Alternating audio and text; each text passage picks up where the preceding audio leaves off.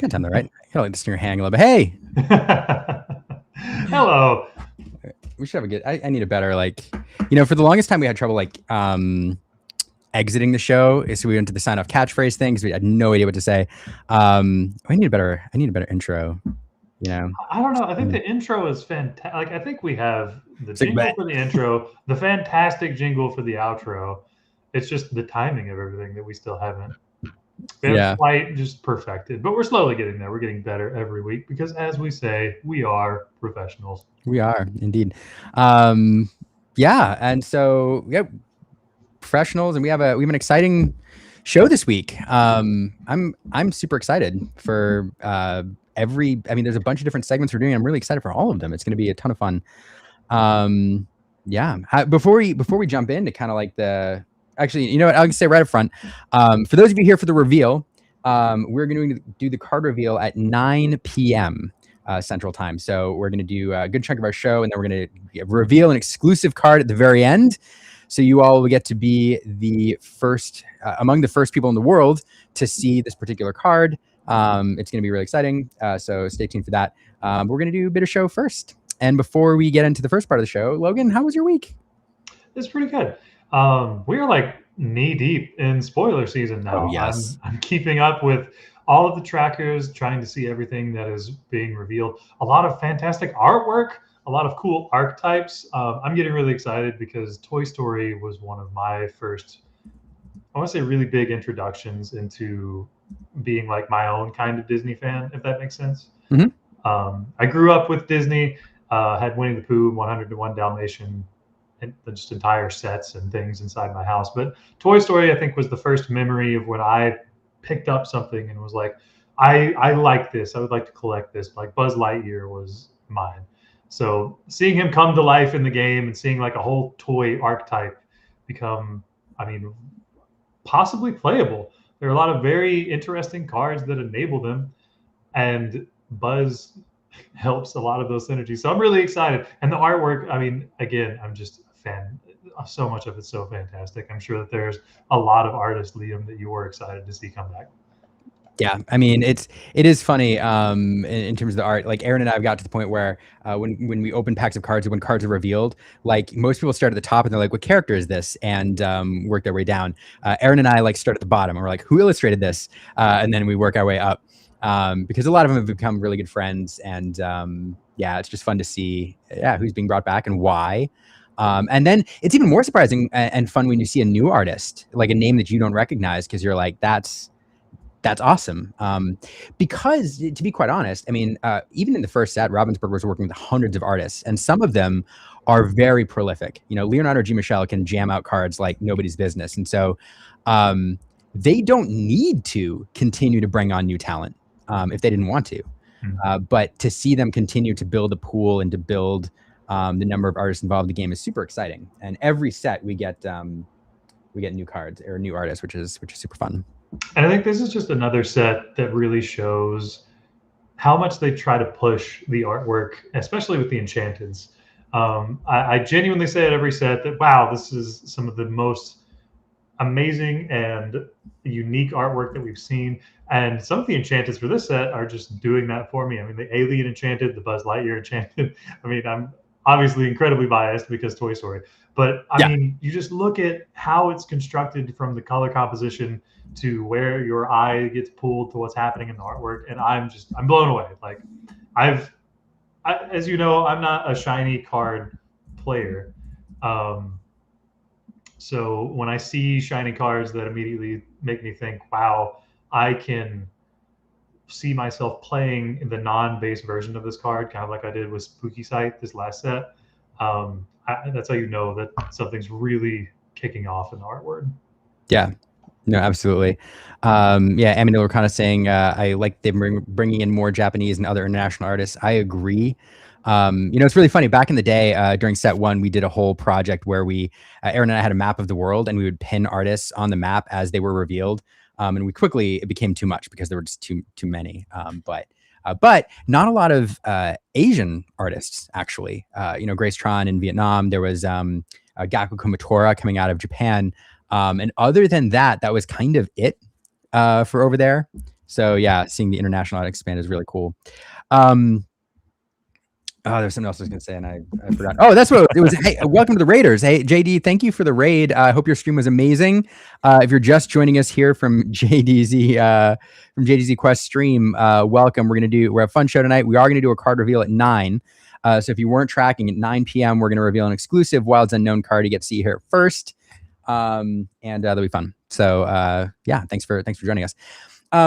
Also, full disclosure about the card reveal. Liam is the only one that has seen the card at the moment. That's true. So this will be a really fun moment for all of us. That is true. Liam has told us nothing about the card. He hasn't disclosed any information. So we're going to get to live react together. Except the one thing, somebody asked me like right before the show, is this card good? And my answer was, I don't know. So, isn't that often the case with new cards, though, especially when you were, like trying to evaluate them in a vacuum? Yeah. Like, is this card good? Will it see play? Maybe. Yeah. We'll see. And also like random other thought before I give the thought that I want to give before we bring in our guest to talk about cards. We will. I think I may try to run a giveaway at the end of the show. I'm so excited. Card reveal, great guests. I don't know. I'm gonna look around my office and grab something. Maybe a trove. Who knows? Maybe, but I don't know. So I'll do a giveaway at the end of the show, and I'll set that up before the end. So you can hang out for that if you'd like. Before we bring in our guests, there's one thing that I want to talk about, and I could talk about this for an hour, but we're gonna talk about it for like just a couple minutes because it's crazy. If you are somebody who has managed to accumulate a lot of enchanteds just through pulling them, and you're not into collecting them, now might be a good time to sell. If you're looking to collect enchanteds, I would not necessarily do it right now because enchanted prices in Lorcana are going absolutely nuts right now. If you're somebody who follows the market or like follows or slowly accumulates cards and you've looked at prices recently, it's been a ride this last week. And I say this because I would be careful, right? Like if you're looking to like speculate or you're looking to like accumulate like a position and start to grade or whatever, I'd be careful. Prices are fluctuating quite a bit. There's a lot of buyouts going on. I would definitely, take a pause right now if you're looking to make certain enchanted purchases, because things are volatile. I can't help but think that's good for the game, though. I think so. Like for the longest time, I feel like there were a lot of naysayers and maybe some dooming talk of like, man, enchanteds just aren't really holding value. So investors and collectors aren't really encouraged to collect. But now we're seeing a lot of, just really maybe not like playable staples, but very iconic artworks start to rise in price. And I think that is good. I think that's good for collectors and puts Lorcana in a really good spot for not just players. I think that makes people just more interested in the game, more eyes on the game, because investment is good. Like if people are buying sealed product, that's always going to be something that's going to push the longevity of the game. Yeah, I agree. And there's always this tension in TCGs between the ability for players to access affordable cards. You don't want players to have to spend $500 to build a competitive meta deck. You just don't. So you want the game pieces to be accessible. On the other hand, when you open boxes of cards, there's nothing that feels worse than hitting like having an amazing box. You're like, wow, I've got like 9 legendaries and I got an enchanted and I got, a bunch of epics and I paid $100 for this box and all my cards are worth like $50.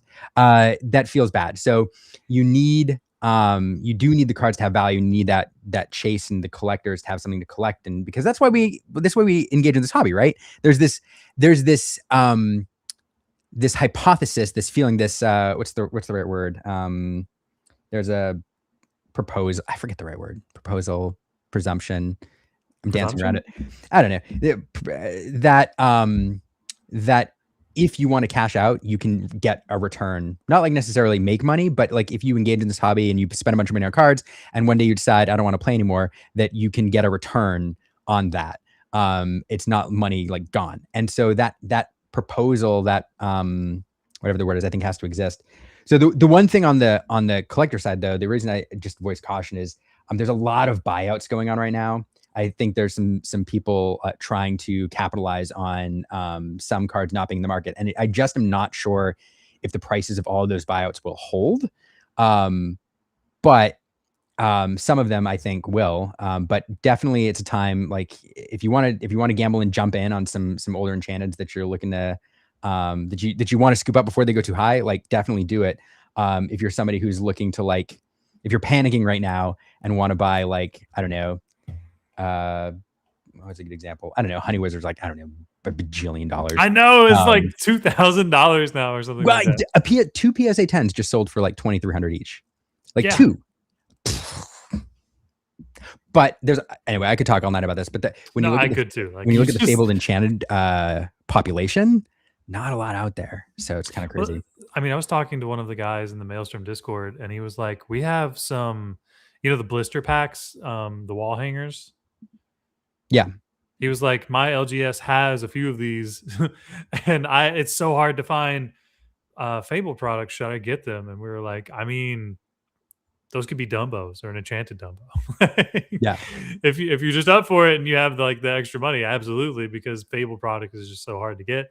But I mean, I don't know. I kind of like that because Fable not only has the enchanted Dumbo, it also has the iconic Mickey and Minnie, and those cards are always going to hold value. I mean, the playmat itself still is something that people chase after. I'm very, very fortunate enough to have one, and I will never get rid of it. I'm going to frame it, and it's going to be on my wall and live there forever, right next to the season 1 DLC Cinderella playmat, just because it's one of those things that it feels like a part of Lorcana history. So I enjoy having it. I enjoy looking at those things. But I don't know, like to me, they kind of feel like the set championship playmats. Where like they're important to me because I was there, and if I was able to get one, then it just kind of holds that more special place in my heart. Yeah, I agree. Yeah, I have that problem too. I have sentimental value with a lot of my cards that I can't get rid of. So I don't know. I'm a terrible collector because I'm a great collector. I'm terrible at the financial side of things because I can't get rid of stuff usually. But overall, I echo your sentiment. I think that especially some of the older enchanted and stuff, like seeing some gain in value and seeing collectors move in and kind of appreciate the rarity, the value, and the beauty of these cards, and adding them to their collections is just a positive thing for the game. So yeah, and I'm wondering how much that that feeling about Enchanted's value will continue to carry forward, because I do think there's a huge difference in what we're seeing Fabled and afterwards and Fabled and before. So yeah, we'll see. I think the fun part is and I think this is something we forget about very often. There are more eyes on the game now than there ever have been, especially with them doing the promotion that they have in the parks. Every event that they've done in the parks, to my knowledge, does very, very well and sells out. And it's very hard to actually get a spot in line. You have to be there pretty early to get any of the product or participation in those. So we're living in a world where Disney seemingly is starting to see the value and starting to push the game. And that's only going to be more and more healthy for it. I mean, you and I brought it up before. How many times since Fabled have we been to an event or seen a DLC and somebody has the story of doing well? We're like, this is my first TCG, or this is my first time playing this game. And I think that audience is just going to continue to grow. Like it's going to get bigger and bigger in our little sphere of our Lorcana world where we're so familiar and just know everybody is going to grow more and more. And I'm really excited for that. I think it's amazing. I genuinely want the game to take off and reach as many eyes and as many homes as possible. So seeing things like this just gives me all of the hope in the world for the belief that I have that this game will last, the 5, 10, 15 year mark that we're all assuming it will. Yeah. No, I agree with you. Yeah, 20 years from now, we're going to look back very fondly on Let's Talk Lorcana number 1977. Back in my day, Enchanted Honey Wizard was $2,000. Right. Do you remember that episode where we had Ed and R&B on and we talked all about the Dale and how great? Anyway, if we're still doing this in 20 years, it will be a privilege. Oh my gosh. I hope we are. It'd be fantastic. Right? I agree. Well, speaking of those names I just mentioned, so we are going to get to the card reveal at 9 and bring in some other guests. But first, every week there's kind of we kind of get a feeling for what the event of the week is. And I think the event of this week, even though a lot of set champs were going on, some people did some great stuff. There's some decks to talk about. Actually, like the biggest news this week was the glut of card reveals that we got and the feeling that we got for Wilds Unknown. We saw a lot of new mechanics, a lot of new cards, some new synergies, new franchises. And so that's really, I think, what's kind of ripe to talk about this week. And we're bringing in two wonderful and incredibly talented guests, incredibly talented Lorcana guests to talk about us. Both of them Golden Mickey winners. And of course, Ed is just Ed and is, his resume speaks for itself. Yeah, second in the world, no big deal. But let's bring them both in. We'll start with Mr. RMB, old friend of the show here from Team Maelstrom. RMB, how are you doing? I'm doing wonderful, Liam. How you doing, brother? I'm doing great. I'm excited you're here this week because you have been. I can, some sets I feel like you're kind of interested and you're looking for cards and you're looking for cards in your deck. And some sets I feel like you are just like elated as cards come out. You're just going at it. And I feel like this set you have been like fully invested in the reveal season and just enjoying every moment of it. Yeah, I've definitely been heavily invested in it. I would say, so this set's really kind of cool because I get to do something that's different than any other set reveals that I've ever had. I get to look at this set's spoiler season in 3 different lights. I get to look at it as how are these cards going to impact the core meta that we currently have, how they're going to impact the Infinity meta, which everyone is starting to prep for considering our next DLCs are both going to be Infinity. And then we're also, just a couple months away from rotation. So I also get to look at these cards in the sense of how are these cards going to impact the future rotation. And it's really exciting. Like this is probably one of the most exciting reveal seasons I think I've been a part of. I love that the three tiers that you're looking at through, because I think that's true. Sometimes we get so focused on one format that we're super interested in that we completely ignore the others. And sometimes cards are designed for one, if not one of the formats we're not interested in, or one of the multiple formats. And we lose sight of that sometimes. I appreciate that perspective. And I forget it sometimes too, especially when I have DLCs coming up. I do want to bring in our next guest, though. Super excited. It's always a privilege when Ed stops by. He's oftentimes in the chat if he's not on screen. So it's fun to pull him on this side of the screen whenever we can. So Ed, hey, welcome back to the show. Hey, how's it going? I'm doing well. I get to reveal a card tonight. Like we're talking about Wilds Unknown. How have you been? Been all right. I mean, for me, I haven't really been looking at the reveals as much because I guess I've been mostly trying to focus on Brazil. I guess that's kind of like the last hurrah for this format. So I looked at them here and there, and to be honest, like not really that impressed. But I mean, not everything has been revealed yet, so we'll see at the end, right? I think Ed, that this is like the 4th set in a row that we've brought you on during reveal season, because you're so gracious with your time, and I love bringing you on because we always get like your instant reaction to cards, because you are always, this is not the first time you've been preparing for like the next competitive event and those cards are not legal yet. So you're like, I'm not going to worry about it just yet. So I love bringing you on to like live react to these cards as people talk about them. Yeah. Big fan. By the way, how is prep going for Brazil? I mean, honestly, it's more or less still the same, right? I think the top decks are still the top decks. I think the kind of a little bit emerging decks are like the yellow purple and the red yellow. I think those 2 decks kind of took away some meta share from Blurple because I guess they have similar play patterns, but they have like a kind of different spread into the field. Like those decks are kind of a little bit more favored into Blurple specifically. So I can see like some people playing that deck, but I think it's still kind of an underdog deck. Yeah, it kind of throws a weird wrench into some people's prep too, because and now all of a sudden what were safe picks may not be safe picks if you get the wrong side of the bracket. Yeah. Like I think Blurple right now is kind of in an awkward spot. I don't think they particularly beat anything and they're kind of flat into most of the field. But now, like I said, like the yellow, purple, red, yellow are kind of coming after their lunch, as it were. So yeah, I mean, it's kind of an interesting dynamic, but I think the reason why those decks are kind of pushed down is because of Dog specifically. I think that deck is still very strong and you still kind of have to respect it. Yeah, red yellow is this other deck that I keep hearing people talk about. I've seen it doing a little bit of work, but like everybody seems to think that that's the secret sauce. They can just steal games if you don't get rid of the item and you let their draw engine go off. Yeah, that's the big problem with it though, is that as soon as if you're packing any type of item hate for, the dogs matchup, then you're inadvertently already going to be doing well into the, the Ruby Amber deck. If you're able to answer the diary, then like the entire deck falls apart.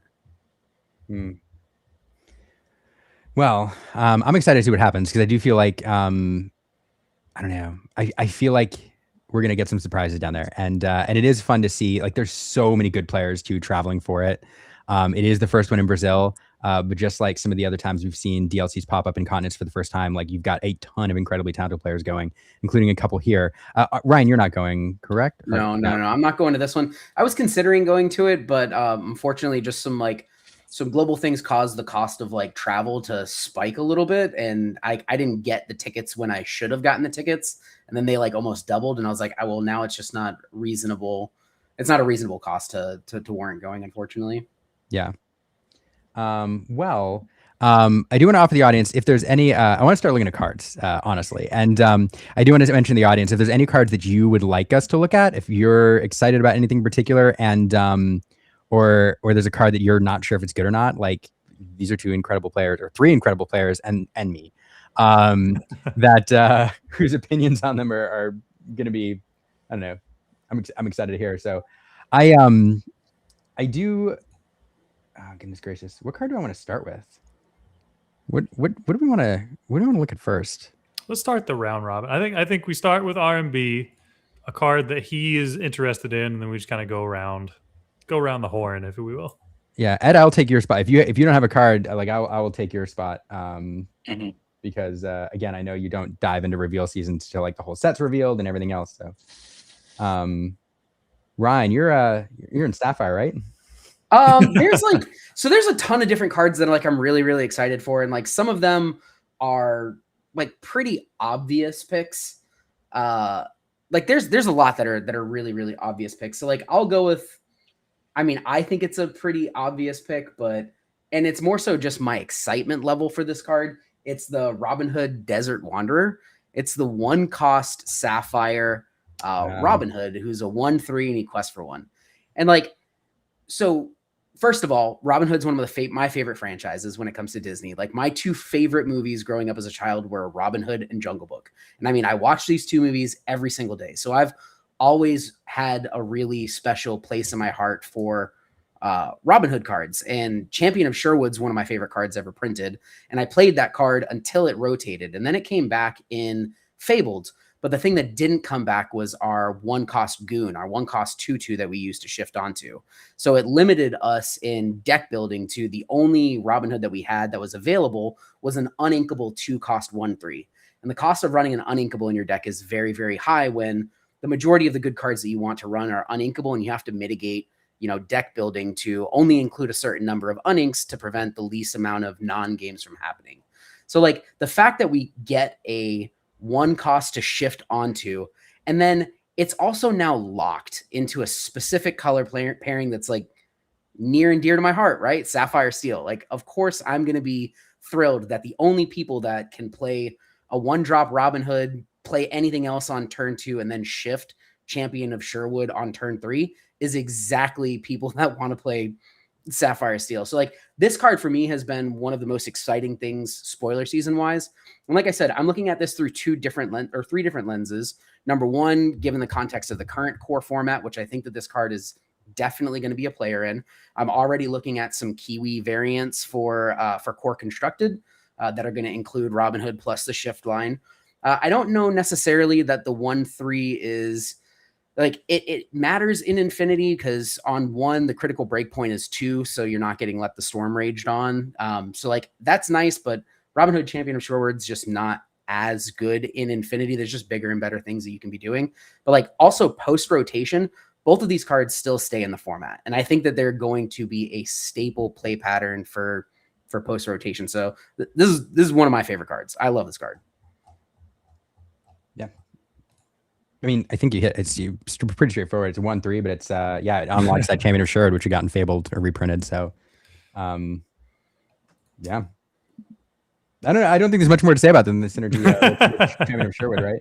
It seems like such a like, and I even said this on Twitter. Like, it seems like such a seemingly innocuous card. Like, oh, cool, it's a common 1-cost 1/3, but the implications of the play patterns that it revives is insane. I mean, think about it. You could play this on turn 1.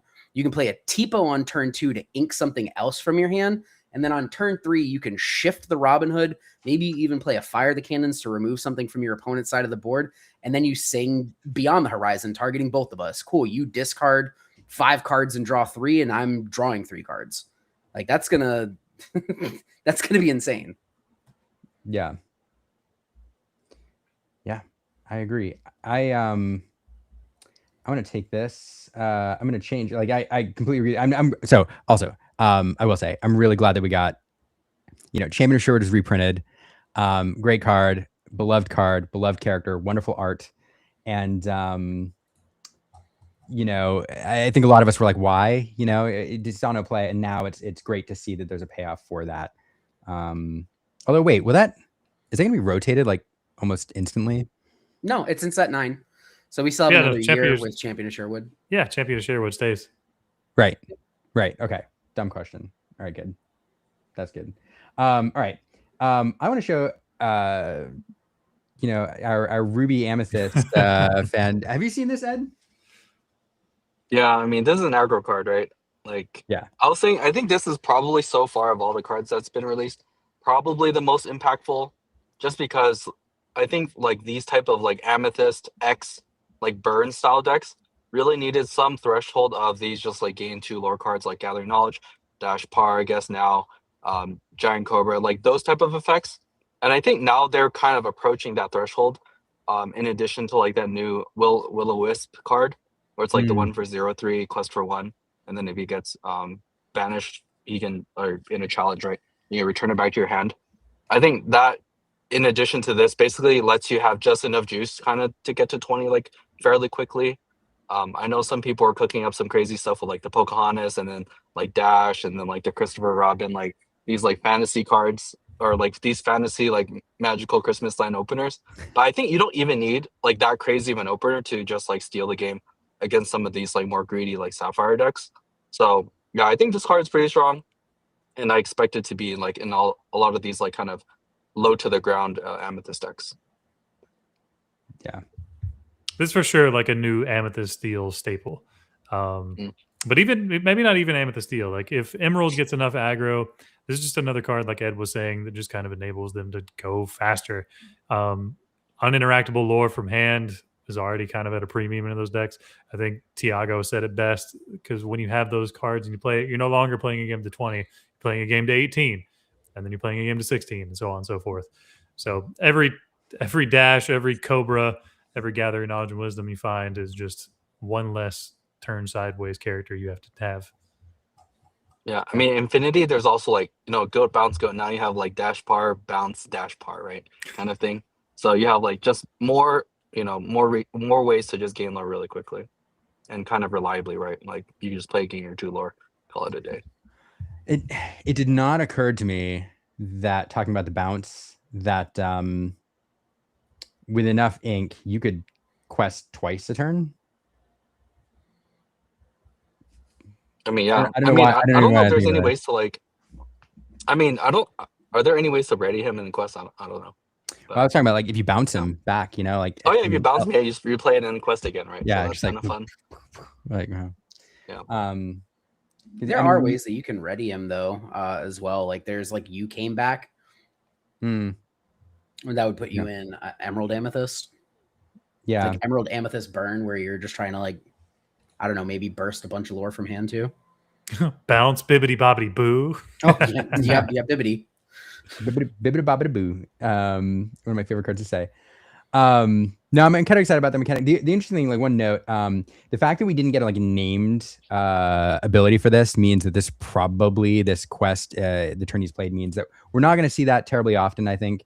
I'm hoping that's just, a rare case, but one day I think that'll have its own keyword, but for now, probably pretty specific to Dash. Raze in the chat said, review Mordu. Well, he's right here. This card is very big. And Yeah, I don't know.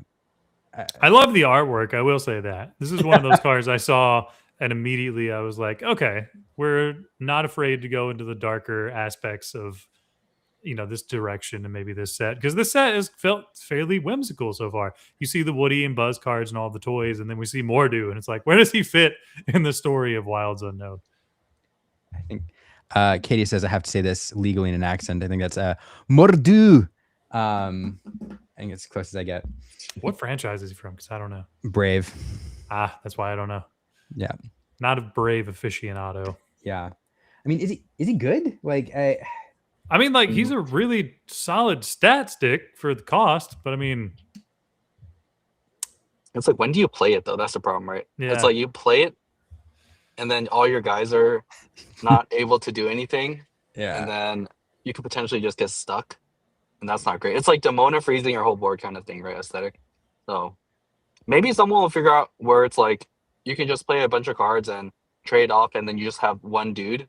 Maybe that's like kind of decent, like some kind of amethyst steel, banish your characters, and then I play Mordu and try to win. But I don't know. It just feels kind of gimmicky to me. I feel guess like it this also card. depends on if we see any more small guys with the tag or the name Mordu, right? Because right now we only have the one. We have two more dues currently. There's a uninkable 2 cost 3/2 with Rush as well, in addition to this one.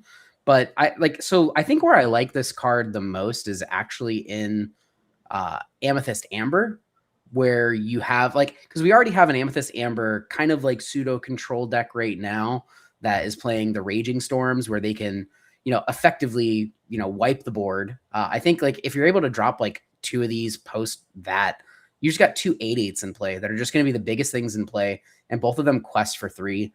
I feel like if you can control the pace of the game, if you can control the board, and then just flood the board with exactly these, you're ending the game very, very quickly. And there's not really a whole lot of removal that answers the size very efficiently.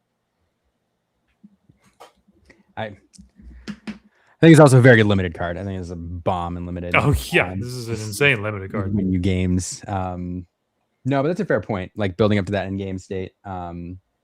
Yeah, interesting card for sure. I'm glad it exists. It's something new. I guess somebody said bodyguards. Yeah, maybe that's kind of reasonable, right? Like your bodyguards are that's doing fair. stuff usually. So maybe this can just steal the win. Yeah. Fungus saying more. There's also cards that just have the ability to ready themselves too. You can just discard a card to Monstro and just ready it anyways. Yeah, that's fair. Yeah, it's just fun to say. More to do. All right. What else? I'm trying to remember. I think one thing I kind of I mean, I didn't read everything specifically, but I think I saw a lot of cards that follow certain phenotypes, right? Where it's if you quest with this character, if you played another character, they get X ability. I feel like all those cards are all bad. I don't want to play any of those unless specifically stuff Let It Go, Hades, those type of effects that just straight up remove your character, kind of gets rotated out of the game. Those cards are basically unplayable, I would say. You just don't have the agency to do anything with those cards, right? I think it's similar to how Pete in this format requires you to have them on the board for a turn in order for it to do something. And if it just gets removed, you're really, really sad. So I think every card that says when this quest, if you play another character, do something, all unplayable. And then the other archetype I saw was the discard 2. It's if you discarded 2 cards, you could do something. I think those are all also unplayable unless there's some. It just doesn't seem like it's worth going into this kind of route, right? Where it's you have to dedicate your deck to discard 2 cards from the top or from your hand or whatever. I think those kind of cards are kind of situational, and I feel the payoff for those type of cards are just not there yet. For example, let's say Escape Plan, right? You can't play it unless the Sapphire card that 5 costs uninkable.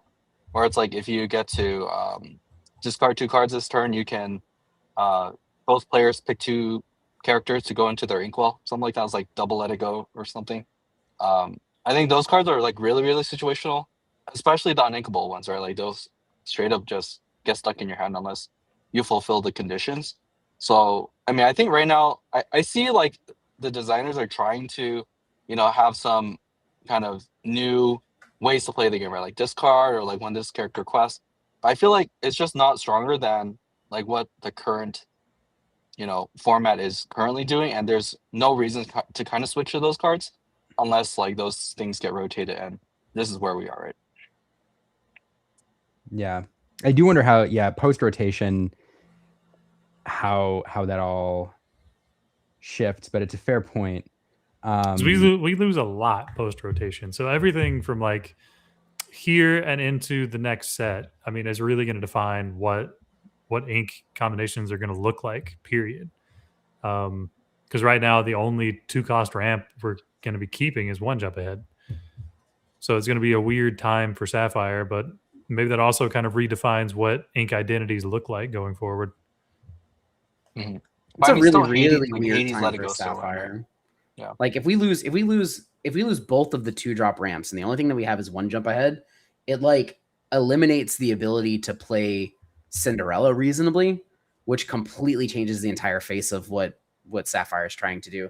And then like you look at, okay, so like we have a few options when it comes to turn 3 ramp, but even the turn 3 ramp, like we have Detective Mickey, which fine, it's like a reasonable card. But all of the other 3-cost ramp that we have is either conditional or doesn't actually ramp on turn 3. It actually ramps on turn 4.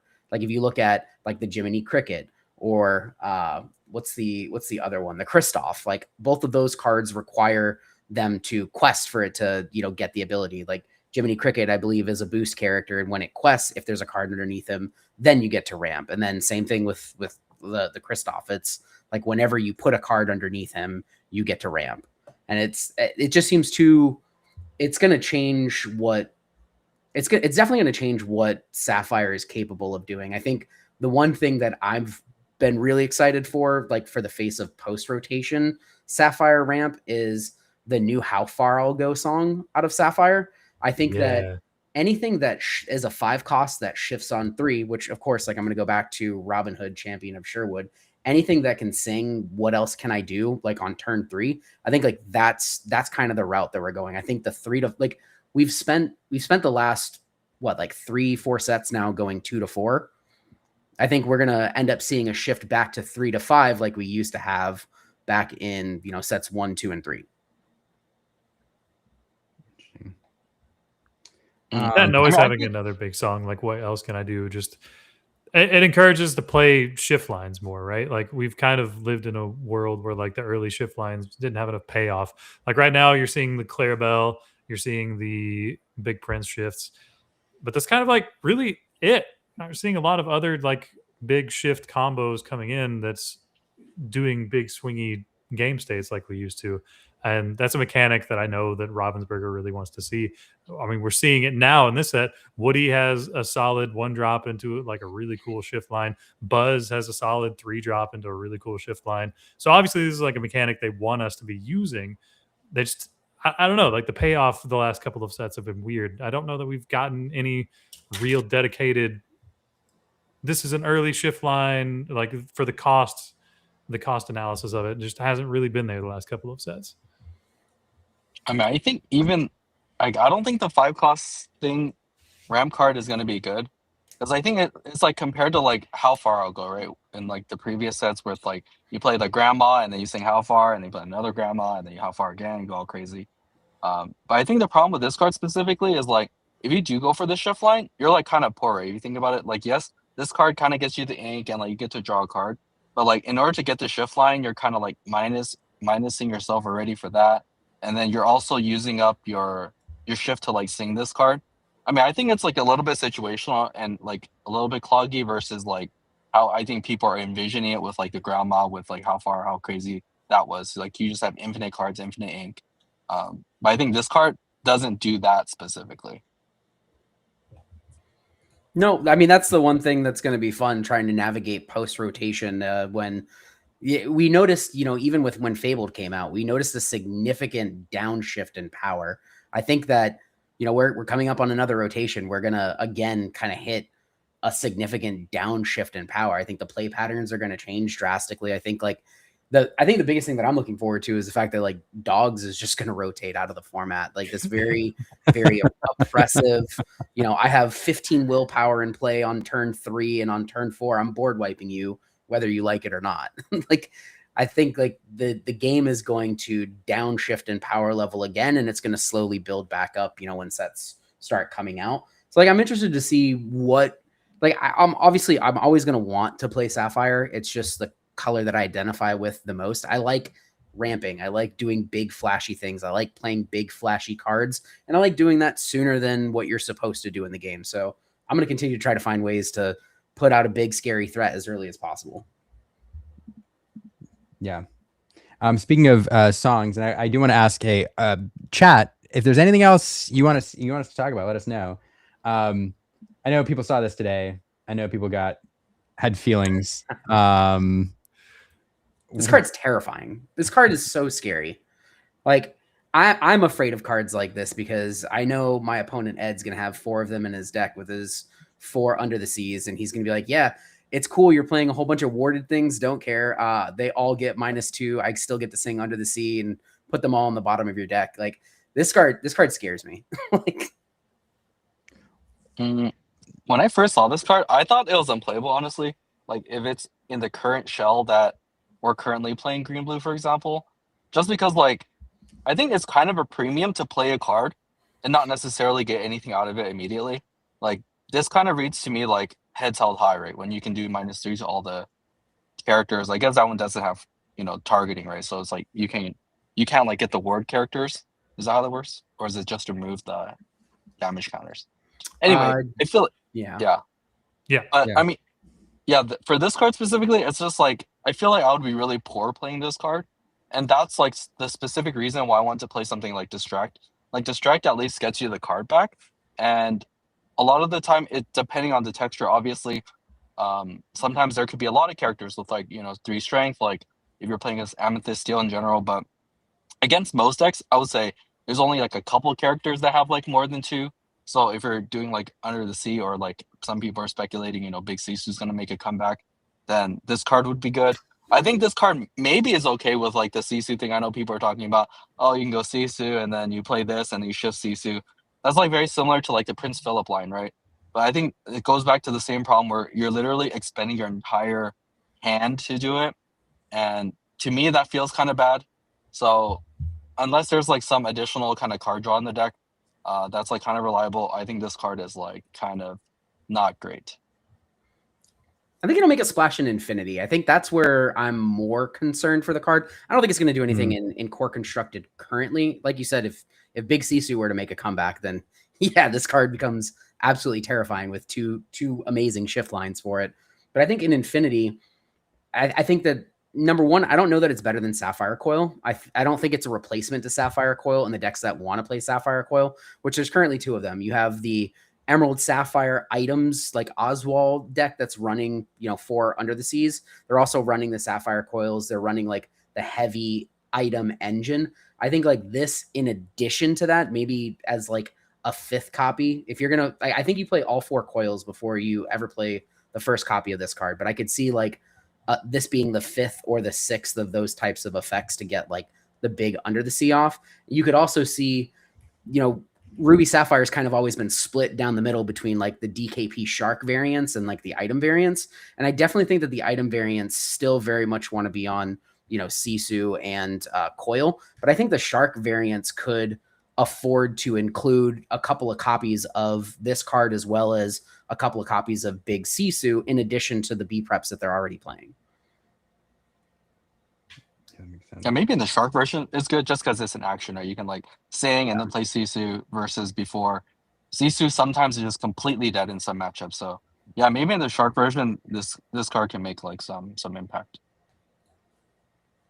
So you all hear me scrolling as we finish up that card because we've had 3 people ask for Gizmo Duck, and I cannot find. I'm not familiar with the card. Where is Gizmo? The steel Duck? card. He's a steel 5-drop. He was revealed by Zebex today. Shout out Zebex. Awesome reveal. Yeah. So, okay. This card's awesome, by the way. I think that this card is going to be fantastic post-rotation. But here's the thing. Pre-rotation and in Infinity, I don't think that any copies of this card come into your deck until you've maxed out at 4 Pete's. I think Pete does basically the exact same thing, but just a little bit better. But I think post-rotation in like a Kiwi style where I'm just going to dump my hand and just have all of my things in play. And then I play this, and now you can't Thunderbolt it. Now you can't, play your Raging Storm. Now you can't Under the Sea me. I like this card a lot. I think this card's really, really cool. And like just flavor wise, like dude, it's just a phenomenal card. I think this card's really cool. Yeah, I mean, this I'm seeing card. this for the first time right now. What do you think, Eddie? Sorry. I was gonna say, I think this card is highly dependent on what the meta looks like and what the actions people are playing. Because there's totally possible where it's like, there's no 4 cost or more actions that are good. Oh wait, with cost 4 or more, yeah. I mean, it's totally possible that there aren't any, and then obviously this card is very good. But if somehow the meta becomes like, oh, we need to play all these expensive cards, and you can brick a lot of your opponent's hands, then yeah, I mean, this card could be really good, right? Basically, additional copies of Pete. So highly dependent like meta card, and if you make the right call, then this card could be really good. Interesting. Yeah, fascinating. This completely flew under the radar for me today. I didn't even realize this came out. Everyone's yelling about it, and I'm like, where's card go? What was what did Zbex do for a reveal? Oh yeah, I have to hop off now. So yeah, thanks for having me. Talk to you guys later. All right. Bye-bye. Thanks for being here, Ed. Thanks for bye. Always a pleasure. I said this to Ed when he jumped on. Ed is somebody who I know does not generally pay attention to through reveal season because he's so focused on the current stuff. So like when we get to see like his natural reaction to cards like in the moment, it's a ton of fun, I think. Yeah, he's heavily focused on Brazil, which like I don't blame him. If I was going to Brazil, I probably wouldn't even be looking at the new cards. I would be fighting my inner demons because like obviously like spoiler season is my favorite. That's my favorite time of Lorcana season is exactly spoiler season because that's when I get to like hop in the kitchen, start cooking up deck lists, start brewing, start analyzing. And I mean there's so many cool cards in this set that I think are going to have implications across all 3 post rotation, pre-rotation core, and as well as Infinity. Like there's other cards that we just didn't even talk about. Like I think the 2 cost Diablo, the super rare, I think that card's insane. I think that card's really, really, really good. Like, especially post-rotation, we're going to live in a world where we just have Captain Hook is still in the format. So this is just a better version of like Mr. Smee from, our first rotation. I think like the Miss is incredible. The 7-drop, another insanely powerful card. Like we've got a whole nother slew of dwarves that are coming into the mix. And like, while some of them aren't as good as others, I think that there's enough reasonable dwarves in Amethyst Steel that you can warrant playing maybe not all of the dwarves, but between 16 to 20 of the dwarves and being able to play the mine. Like you get to play Dwarven Mine as like a really solid removal source as well as just diversifying your threats for lore pressure. And like that's just a real deck. Like I think that Amethyst Steel dwarves could theoretically be the tribal deck we wanted Brooms to be in Amethyst Steel, but didn't quite get there. Yeah. Yeah, agreed. Somebody pointing out Hook does rotate. It was a Reign of Jafar. Oh, was it? Reprint. Yeah. It was one of the sneaky reprints we got early. Oh no, I thought it was in Fable that it came back. Yeah, it was one of like Hook? 3. No, the reprint was the set before, yeah. Yeah. It's okay. There's other villains I can play. We're also losing Dalmatian Puppy Tailwagger, which makes me sad. Oh no, not the Dalmatian. I know. I'm really sad about that. It's miserable. So just speaking of archetypes, toys are looking incredibly like, I mean, you're just hovering over one now. Like look at RC. I know. RC is just that card's sick. There's no way this card can't be good, right? Like that card's got to be insane. That card's got to be so good. And it's inkable. Like it's inkable. Exactly. It's an inkable 1-drop. Like come on. His stats alone are just like making him good enough. But then you go like look at an Amber and all of the other like Lenny also. Dude. Like I love Lenny. Yeah. Woody terrifies me. The fact that Woody got a goon, oh my goodness. That Woody is gonna, especially post rotation, The 5-drop. Tell me something that's like gonna be better than this. Turn 1, you play the Goon. Turn 2, you get to play a cost reduced Bullseye. Bullseye is a 4/3 quest for 1. It's a 3 cost, but it costs 1 less if you have a Woody or a Jesse in play. Like, so I get to play Goon on 1, a 4/3 on 2, and then I get to shift Woody, quest, draw a card, and play a 2 cost for free. And then on top of that, both my Bullseye and whatever I play for free likely is also getting +1 willpower. What? This card is insane. This card is, or even have Woody sing so like, good. What is the Amber song? Is it oh, Liam, hold on, what is it? What? Sorry, what was the question? Friended Me? Is it Friended Me? Is it the one? Or no, you're talking about the one that if you have less characters in play, what is it? When you need help, just call. That's the Rescuer song.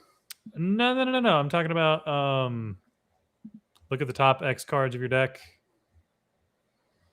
Reveal toys. Was it a song or was it an action? Reveal toys.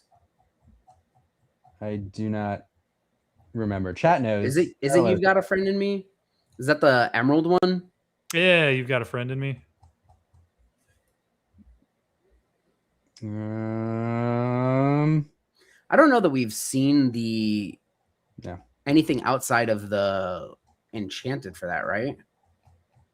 That's right. That's why it's hard to find. That's right. You've Got a Friend in Me. It's Amber. Go all the way down, Liam. All the way down.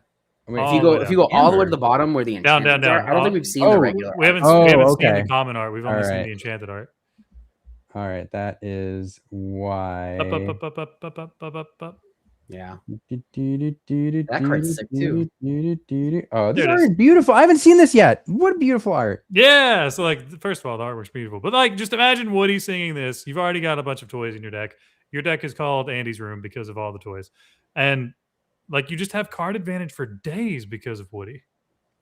When are we going to get Andy? I want Andy to be in this. Like, I want Andy to be something that someone can play against the toys. Where, like, you play Andy and Andy exerts all toys in play and they don't ready until Andy leaves play.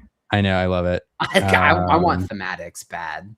Well, clearly we have an Andy's Room coming into the game because Woody says that. I just don't think we've seen. We saw Andy's Room, which, like, I'm a little bit disappointed for the design perspective of Andy's Room, because if you think about the themes of Toy Story, a lot of it is about, Buzz and Woody coming from 2 different backgrounds, but end up working together to, this common goal. And the actual, it's an Amber. If you go up to Amber, Andy's Room, I believe it says, like, it's restricted to having 1 character there at a time, which, like, defeats the. Yeah, what's the word? While you only have one character, they get +2 willpower and +1 lore. Like, I wanted something that, all of my Toy Story characters could, like, go to the location. Interesting. I also like the idea of, I think it's somebody in chat said, Andy's coming. It's an action. Exert all toys. They can't ready the next turn. Yeah, that'd be sick. Yeah. That'd be an awesome card with all the toys. I am a fan. I know some people competitive players might not be. I'm a fan of cards being printed for flavor only. I would give up a slot for, like, Ariel voiceless, just cards that are like, this is just, like the Moana that banishes a Taka. I'm like, I'm cool with it. Like, is it a great card? No, but am I glad that it exists for flavor? Yeah. Fungus wants toys to be Glint Hawk Idol. That's what he wants. All right, last card we're going to talk about before we do our card reveal, because somebody's asked for this a bajillion. We've had this asked for numerous times. Bouncing Ducky. First of all, I love that all of the Sid's Room toys are characters that they've put into the game. We have Roller Bob, Bouncing Ducky, so, like, that flavor part is cool, and they all, like, do seemingly powerful things. There's some cool ones, like Roller Bob's, like, the new Mim Fox. That card's cool. But then Bouncing Ducky also has, like, the pseudo Chernabog type effect. So So from a flavor perspective here, though, so are all of Sid's toys in Ruby? All of Sid's toys are in Ruby. So like Sid takes them, does surgery on them, and turns these amber and emerald toys into Ruby. Is that the Like you've got the Janie doll, you've got oh shoot, I'm forgetting their names now. Janie doll, baby Baby head, head. bouncing duck, roller bob was another one, and then the Jingle Joe? yeah, that one. I love And in the box, dude, these things are just Hand in the box. terrifying. Like my childhood is being relived. There is a viable, I think if I do the math right, like just 100% Sid's toys deck. Pretty close. Wouldn't it be awesome if you have like two different archetypes of just Sid and his toys? So like Sid is a character, so Andy has got to be a character somewhere. Gotta right? be. Yeah, we have Surely. to get Andy. We have to get Andy. Like there's no way Andy doesn't have a congruent effect from like Sid, right? Like surely. Yeah. I hate to be the bearer of good news, but make with the card reveal. It is 9 p.m., sir. All right. I'm sorry. I'm sorry. All right. Ryan, it was a pleasure having you here to talk about cards. If you all aren't following Ryan on social media, you can get his unfiltered, unvarnished comments every single day as these cards are revealed. He is knee deep, waist deep, chest deep in reveal season. So where can people follow you, Ryan? You can follow me on Twitter at r_m_bx. You can also follow me on Instagram. Shout out, I am starting to get a little bit better at Instagram. I'm starting to like do more content over there. There might be some video content coming there soon as I figure out how to, get a little bit technical. That one's at r_m_bald because somebody took BX for some reason. But yeah, you can also find me on Discord, the Maelstrom server, 20 lore. I'm everywhere, literally everywhere. That is true. Obligatory shout out once again to the Maelstrom Discord server. Fun place to be. All right. Well, thanks so much. Maybe we'll get another cameo near the end to get your thoughts on the card. Because I'm interested. But we'll see you later. All right. Timing. Perfect. Okay. Well, if you all are here for a card reveal, we're gonna do that in just a second. I have to say though, right up front, a couple things, Logan. One, the last time we did a card, okay, one I should start with. Thank you, Ravensburger, for allowing us to do this. It is always a pleasure to get to be associated with a Disney Lorcana card, even in some like silly way, like revealing the card. I remember very fondly every card I've ever gotten to reveal. And I have them all in a binder and it's great. So pretty excited about that. Also, I have to I know people so the last time we revealed a card, we built a go-kart.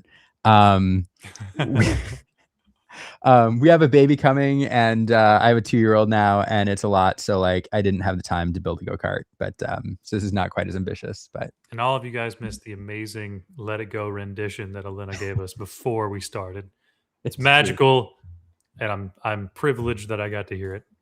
But on the go-kart note, I've said this before, if anybody's in the market for an EVA foam covered go-kart from Carnival, 70s Carnival, and you have a trailer to come pick it up, and you're in the Austin area, you are welcome to come take it out of our carport because it is still there, and Aaron is not a fan. I thought you gave that away so long ago. No, it is still there. It's heavy. It is heavy. So shout out to the craftsman. Yeah. Anyway. All right. Should we do this? Let's do this. Is the audience ready? I think like W's in the chat. How does people? One in chat if you want to see the card. Yeah. Yeah. This one's not as ambitious, to be quite honest. But we had a lot of fun with it, and we collaborated with some folks. See how many other creators you all can see in our review. We'll see you all in a moment. Yeah, hi. My name's Erin, and I'm here with my husband, Liam. Hello. And we're actually looking to book a trip today. Yeah, honestly, someplace relaxing, peaceful, calm, stress-free. Yeah, we've been making like a lot of content recently. We have a 2-year-old at home. I'm pregnant. We just need to get away and relax for a little bit. Please. Oh my goodness, I love that for you. Well, let's find your perfect getaway. Now, we've got Montanui, gorgeous beaches, very calm, great for relaxation. That's a strong start. Now we also have a lovely stay at Belle's house. Quiet, cozy, lots of books. Oh, that sounds wonderful. Or if you want something a little more lively, Agrabah, markets, music. Oh, and here is a new location that just opened up for tourism again, Atlantis. Atlantis? Oh, lost civilization, glowing ruins, ancient wonders. It's very immersive. I will be quite honest, as a big history buff, I am definitely intrigued. When do we talk about price? Amazing choice. Now, before I book, I just need to put you on a brief hold for a standard disclaimer. I'll be right back. Guests to Atlantis may experience variable water levels, limited communication access, unfamiliar marine ecosystems, and, in rare cases, interaction with ancient automated security systems. I'm sorry, what was that last part? Oh, just standard stuff, water levels and limited cell phone service. No, the part about ancient automated security systems. Oh, that sounds intense, doesn't it? But you know how lawyers are. Everything sounds scarier than it is. Okay, that's true. Okay, well, I guess I'm still on Atlantis. Can you tell us a little bit more? Perfect. One more quick disclaimer back in a moment. Travel may include sudden submersions, unstable ruins, and restricted access to certain protected zones, some of which are actively defended by a Leviathan-class guardian capable of high-speed pursuits and energy-based deterrence. Energy-based deterrents? Yeah, and Leviathan-class guardians. I'm starting to wonder if... Oh, wow, that does sound dramatic. Atlantis really goes out with the theming and the vibes. Theming? Oh, yes, immersive experiences. You know, it's probably just animatronic. Animatronics don't do high-speed pursuits. The good ones do. All right, so suppose we're feeling a little crazy. We still want to consider this Atlantis thing. How much are we... All right, so our legal department has asked me to play you one last disclaimer. Guests to Atlantis may experience total loss of navigation, structural collapse of surrounding ruins, and direct confrontation with the Leviathan. Entry into its lair may result in indefinite containment. Escape is not guaranteed. Indefinite containment? I don't like the sound of that at all. So we might not come back at all. Oh, I wouldn't focus on that. On not coming back?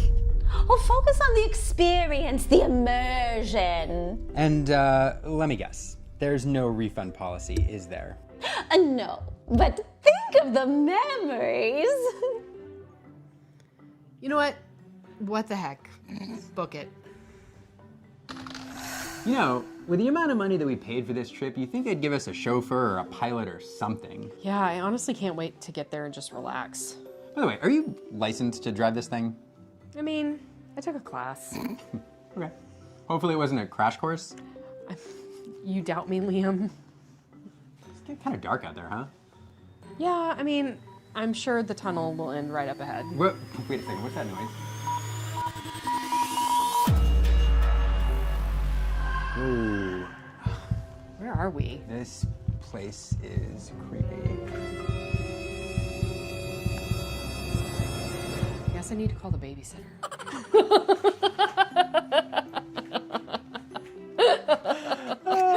Okay. Leviathan's Lair Dangerous Ground is a 4-cost uninkable ruby location with 4 willpower, a movement cost of 1, and 2 lore. Its ability, Lost to the Dunes, says, when this location is banished, each opponent chooses and banishes one of their characters. The flavor text is, of course, in Atlantean, and we know what it says, but we're gonna let you figure that out for yourselves. Also, shout out to artist Nicholas Kai for some brilliant artwork here. What do you all think of Leviathan's Lair? Let us know in the comments below. All right. So first of all, Wow. amazing production, sir. Yeah. Shout Don't out, sell yourself short. shout out to all of the collaborators who helped us out. Color, appreciate you. Yeah. I was like, I think everybody was in an ad, so I think they everybody got nerfed by an ad there for a minute. So if you were here and you support the show, then you got to see the whole thing. That is true. I apologize. Like, man, if I could turn them off, like that's, I don't know. Yeah, huge bummer. So But Apologies. the full reveal will be posted on YouTube shortly, so It be is sure to check it posted out. now. It is posted now. If you missed it, we had some amazing collabs. We just posted it live on YouTube. You can go watch the video right now on YouTube. That full reveal again. So yeah, go check it out. You keep showing us the card and taking I know, it and away. then taking it All away. right. Yeah. Oh, like, do you want to talk about it now? You want to talk about it? Yes. Let's do it. All right. Hold on. Leviathan's Lair. There it is. I'm sorry it's not bigger, but yeah. So yeah. this is exactly like the Prince Eric effect. Yes. And Except- it costs the same, and it's also uninkable. So But it's location. Yay! No, Yeah. I'm fine. Like being a location, I legitimately think it makes it significantly more interesting than Prince Eric. Mainly because like you're putting another threat on board that, I mean, 2 lore pips is significant. 4 willpower is a weird breakpoint right now that a lot of things are like having to boost themselves to get over. We don't have any spells in or songs right now in core that targets this. Yeah. I mean, it's interesting. I think it's very interesting. It struck me that in, you know, so back in the day you used to have you know, Ruby Amethyst decks run Be Prepared, and then you'd try to drop like a bunch of Queen's Castles afterwards because they were difficult to remove, and that's how that was your win con. Strikes me that's in a world where Be Prepared is legal, like that's another use for this card. They're immune to board wipes. You drop them down, and if your opponent does crack in with a Maui or something like that, you're immediately banishing their character in return. So, you know, another thought. So I think that there's like quite a few things going on right now in Ruby, other than the fact that this is uninkable as all get out. But the thing is like if there is a Ruby and Steel locations that it looks like with a lot of the stuff that we've been seeing, there is a lot of evidence that a Ruby Steel locations matters deck is very viable. And so in that deck, this is just another piece of removal. The 4 stat line is kind of fine. I don't think it matters because you kind of want you either if this gets banished, then you get the effect. If it doesn't get banished, then cool, I gain 2 lore. So I don't think that I want that to be any higher than 4. I think that's like the perfect threshold for it. Again, I think it just depends on the uninkability of the rest of the deck. But if it's already in a location stack here, there's just another piece of removal. And yeah, I just want to know what the bottom of it says because Liam, you said you know what it means. How do we get after the? Where's the Atlantean Dakota ring? Did that come in the cereal box or? It's in the comments right now. I just posted there in the oh wait, yeah, Twitch and YouTube should go out in it. Yeah, so somebody can go ahead and decode it. I just more fun when people do it themselves. There you go. There is yes, and it is. Oh yeah, there is an action. It's a character. I think Fergus is the one where you can play it for free. When he does stuff, and he does it. This is a 4-cost location from your hand or your discard, so you can just slam this bad boy out with Fergus. I do believe. Is it not 3 or less? I thought it was 4 or less. It's 3 or less than this card's grab. I'm just kidding. I'm kidding. Disney Lorcana has already translated the flavor text. It says a rough translation is "lol." It's another Ruby uninkable. Yeah, we're already gotten after it. But yeah, no, let me just change the view here. I think it's a little bit bigger. Yeah. I mean, let's just see the artwork better, which by the way, artwork that's better. This is much better. There we go. Look at that. Yeah, we did it. I think this is another moment to just talk about the artwork because like my gosh, dude, they've really packed a lot into this. I mean, you see the actual mech in the background of the Leviathan. Atlantis was another one of my favorite movies. I actually saw that in theaters. It was amazing. And I don't know, like just his entire area, all of the sunken ships, the crag where they're going down to Atlantis. I think it's the artwork's just spot on. Yeah, a ton of detail. Like if you zoom in, you can see all of these little shipwrecks there dotting the floor. And I believe if you look closely too, there's like different eras too, so you can see all sorts of different ships. Kind of like in the movie, which is kind of. Oh gosh, you're right. Like if you look, there's more modern, and then you go to like the pirate age. Yeah, that's an even cooler detail. And shout out to Nicholas Kai too. Nicholas Kai is an artist who specializes less in characters and more in locations and like broad stuff. So did like the RLS Legacy, I believe. And there's a bunch of other locations that Nicholas has done. He has done some characters, but the one card that I also know him from is the Try Everything song, which is also, it's location-esque in that it's zoomed out and you can see like city and everything else. So Nicholas is one of those. So some artists can do both, but some artists are known to kind of like specialize in like one or the other. And Nicholas definitely a location artist, although does some characters as well. So, but I mean, in general, I think I really just want to talk about the ability again. Like a lot of the times when we evaluate locations, we're always thinking about, well, what the baseline has been like, Queen's Castle or the library, right? Like something that generates card advantage. And then you look at other ones like McDuck Manor was good because it had a high willpower, but it also had 2 lore pips. This is a really relevant ability text, which I mean, it immediately makes it significantly better than a lot of other locations because you're not buffing characters. You're putting something down that says you have to answer me, and when you do, you are going to lose something for answering me. Yeah, and it's also very relevant that it says when this location is banished. So the only thing that gets around this is specifically Hideaway or Cusco, Sapphire Cusco. So you're going to get this trigger kind of regardless, unless, I don't know, what else kind of deals with locations without banishing it other than those 2? I mean, yeah, unless you're inking it, like I don't think there's anything else that just subverts the banishing aspect. And there's also the something Inkcaster. I don't know. Again, there's a lot of Ruby Steel location support in this set, and even like a lot of Ruby Steel like support kind of sprinkled in previous sets that we just haven't really paid attention to.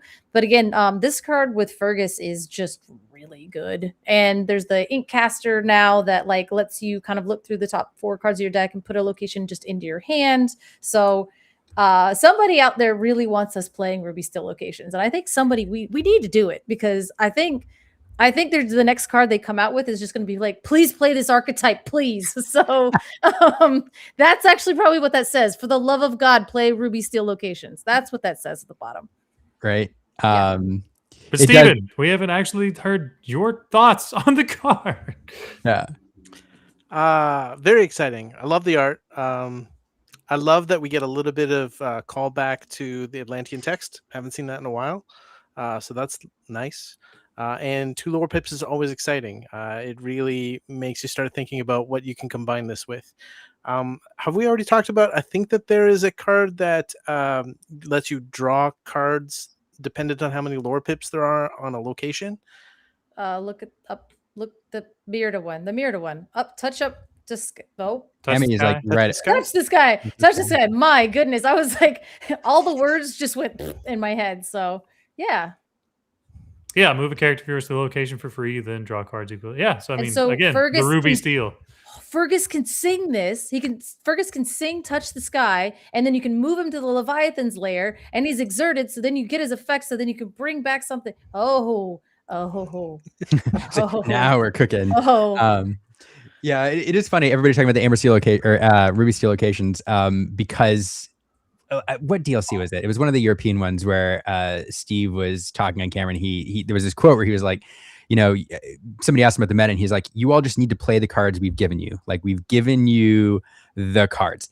And like almost immediately after that was when Amber Steel like burst on the scene again. And it was really like the combination of Angel and Akud that was like, that like made it like Akud makes the deck go, really. And it was Angel into Akud, where Steve basically, like, the design team was basically like, here's the combo. We're even putting Angel in the artwork of this one. Like, it's her song. Here you go. Yeah. Play the cards. And this does feel like another moment where they're like, here are the cards, y'all. Like, we're not going to put the puzzle together for you, but you can tell that they're all like, there it is, you know.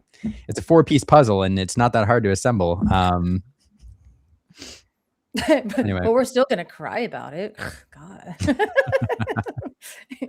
I don't want to put the puzzle together. Yeah. Right, fine, I'll do it. This also feels like a pretty good follow-up to like a Raging Storm, when you've already wiped the board and now you're gaining lore from a location that is going to handle the next character that your opponent plays. That's so mean. Yeah, like I mean, that's a really good point. Like, Go ahead, maybe play the Amber- Maui. Whatever, Yeah. it's gone. Like maybe and it's Amber gone. Ruby like this maybe like slots into Amber Ruby now. Maybe that's like what a new archetype this unlocks, just because it's another thing with 2 lore pips, and you don't have to have an answer. You just played your answer. That's also the threat that's going to close out the game. Yeah. 4 hideaways on every deck. Hideaways for everyone. Get your hideaways now. Hideaway stocks about to go. Nah, this isn't core, baby. Yeah. Yeah, it's interesting. So yeah, anyway, I don't know. It's a fun card. It's I don't know. It's doing something. I don't think any other location has this effect. No. Yeah, just kind of. It's kind of cool. I mean, 4 willpower does go down kind of easy, but still. But you But, like, want it it's- to almost like right, like it's either like hey, like, and kind of what Xenios was talking about, like you're diversifying your threats. Like, are you going to challenge the thing that's on it? Are you going to challenge the actual location? Are you going like now you're in? It's almost resist in a way where now you're adding a lot more layers to thinking of like you're presenting pun? to. Because they did add a No. layer. Yep. Oh no, I'm not that smart. That's Okay, you. all right. That's Sorry. you. You do the puns. No, I just talk a lot. But Yeah. yeah, you're adding a layer of basically problems that need answers. So this I is would just say another way. Leviathan's layer of answers. Oh god, it is Leviathan's layer. I was like, what? What are you Yeah. talking about? There it is. I didn't read that card. I can't. I have this issue where I can't fully read an entire card. I can read the top of it, or I forget the last line of text. So Well, that you're really is, treading some dangerous ground here. You should watch out. I hate it. I knew that. I saw that one. You can't get me again. No, but but basically diversifying the threats and kind of making you choose. What am I going to get rid of? And kind of putting you in this pinch to where if you choose incorrectly or if you sequence incorrectly, you could really set yourself back pretty far. So the 4 willpower is another portion where you have to choose. Am I banishing this? Because I could get rid of it, but then I can't banish the thing that's on it. You see what I'm saying? So like I think if it were any higher in willpower, it would be less good, actually. It's an interesting point. Like I want you to come after this. This is a random question. Are there any cards that would allow you to like banish your own locations? Like a lonely grave Yes. thing. Nothing really great Finding right my now. platinum. Hey, chill. Finding my platinum is great. But I think that there is definitely room for design space where you banish one of your own locations as a cost of some kind. Ooh, Wreck-It Ralph. and- He does it. And you gain 2 lore. There's like some, because like Sugar Rush Speedway, like that's the whole like archetype, right? Like Yeah, Wreck-It Ralph, you banish the thing to gain, and the owner of the banished thing gains 2 lore. I made a location burn deck one time, and it was stupid, but I enjoyed every moment of it. So where, yeah, you banish your own locations to gain lore. Well, as I think, Steven, you're starting to say, I think there's some space for, because when Prince Eric was played back in the day, you could either use him to do stuff and then your opponent crashes in when they feel like it and banish one of their own stuff. But there was also lines of play where you played him and then like blasted him with cannons or something, and then that was your removal. It's inefficient, but sometimes that works. So, that's another. I was just curious as to what other cards whether that was a combo worth pursuing here. He could sing Teeth and Ambitions and then do 2 damage to himself, 2 damage to somebody else, and Yes. pop a character. Yes, that was sick. Back in the day. Back in the day. back in the day. Back in the day. Yeah. There's the Wreck-It Ralph. I'm pretty Legendary. sure. Legendary. Yeah, Steel. Yeah, he is. Yeah. I was like, yeah, you I think when he Forever pushing the Ruby Steel agenda. I am that as I was saying. And I think there's a couple other cards. Yeah, whenever a location is banished or something like that, you gain the lore. So there is a location burn deck if you want to be. It might be inefficient, but it is fun. Yeah. It's interesting. It's different. I haven't Anyway. played Ruby Steel since its recent iterations where it's gone kind of more mini and aggro. But prior to that, one of the main downfalls of Ruby Steel was that you want to run in with your characters because they're awesome, but your opponent is not turning anything sideways. So this does that. It encourages your opponent to exert their characters so that you can come in afterwards. Fungus is on it right there. The Minnie Mouse pirate, where you ink and then you get back a location from your discard. But then also Fergus is doing that as well. So there's a lot of discard recursion. The problem is there's so many uninkables in this deck. You're fine. You're fine. You're You're totally fine. You don't need it. You don't need it. That hidden ink caster I was talking about, that's also inkable or uninkable. So we'll get there. Touch the Sky is inkable. We got there. Yeah. Fergus might be inkable. The whole world is cooking right now. Yeah, right. But anyway, I thought this was a fun card. I'm glad it exists. I like to see I don't know. It's fun that Atlantis is back again in significant force with this set. And I also like, and they talked a little bit about this on the narrative main stage. But there have been sets before where it did feel like there was just a wide like shotgun blast of like franchises and I do like when you get sets now that feel very, very focused. I like having variety, but it is nice when you get like healthy doses of certain franchises because it feels very cohesive. So getting a lot of Atlantis and Toy Story and just these giant chunks of franchises is super fun. Especially when they're new, right? Like this set we're getting Brave, we're getting The Incredibles, we're getting Toy Story, obviously, and like that feels like the lion's share of the set. But then, like you're saying, we're getting sprinkled in some old ones. A significant amount of new characters that we haven't seen from the Atlantis franchise are getting characters this set, and I don't know. It's kind of like forever proves my point of we're never going to run out of variations of characters to play with or locations to play with or songs to play with and different ways that you can take snippets of songs here and there. I mean, we've seen like the Zeus Bolt. Now we have two different ones, but it's the same song, just in different aspects. I don't know, the design space and the way that they can create just new visuals for the game. I don't think we're even like at the iceberg of what we could really get to. Yeah, I agree. I mean, just like, take the Leviathan's lair, right? Like it's another one of those things that it is a really key point in the movie. That's a very climactic part of the movie. But how many of you would have initially thought like, oh yeah, like this is an obvious location that we need to see? Yeah, that is true. I didn't like, it didn't even occur to me that was a location until I'll be quite honest.